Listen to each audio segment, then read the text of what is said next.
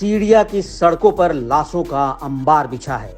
Syria अब ऐसे खून खराबे के दौर से गुजर रहा है जिसका खौफ पिछले 3 महीने से सता रहा था। ट्रकों में लोगों को भरना और फिर दूर सड़कों पर उनकी लाशें मिलना।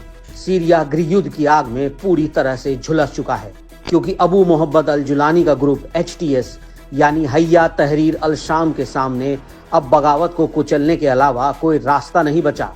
वो अपना चोला उतारकर अब अल कायदा के असली अवतार में आ गया है, लेकिन बगावत को लेकर उसका तनाव का मीटर तेजी से एक्टिव हो गया है। जुलानी को लताकिया के साथ दमिश्क में बगावत का खतरा है। लाशों को देखकर होम्स से लेकर हमा और अलेप्पो में भी जुलानी के खिलाफ बगावत हो सकती है और जुलानी इस वक्त बेहद तनाव में है। लताकिया से 25 किलोमीटर दक्षिण में जबलेह शहर का वीडियो देखिए। इस शॉपिंग सेंटर में एक लड़ाका ग्रेनेड फेंकता है।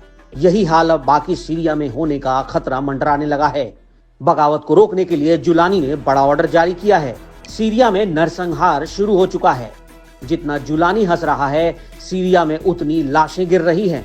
24 घंटे के अंदर सीरिया में 1000 से ज्यादा लोगों को मौत के घाट उतार दिया गया है।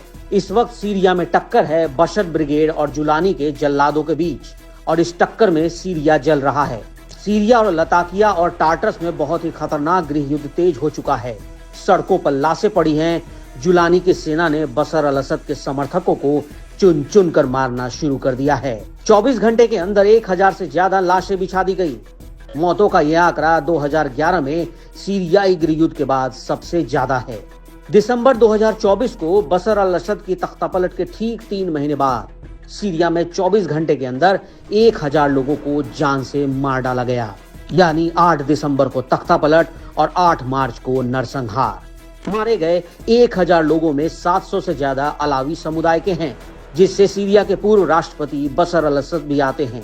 इसके अलावा ईसाई समुदाय के लोगों की भी हत्याएं हुई हैं और बाकी मिलिशिया से भी बदला लिया गया है। सबसे ज्यादा खून खराबा सीरिया के लताकिया और हाफिज शहरों में हुआ है। वीडियो ऐसे हैं जो विचलित कर सकते हैं।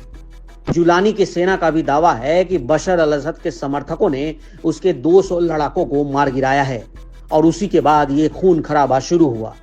अब जुलानी का ऑर्डर है कि वो बशर अल असद के हर उस समर्थक को खत्म करेगा जो उससे टक्कर लेना चाहता है। लताकिया शहर में खौफ देखिए। यहाँ लताकिया इंटरनेशनल एयरपोर्ट के बाहर हजारों लोग जमा हो गए।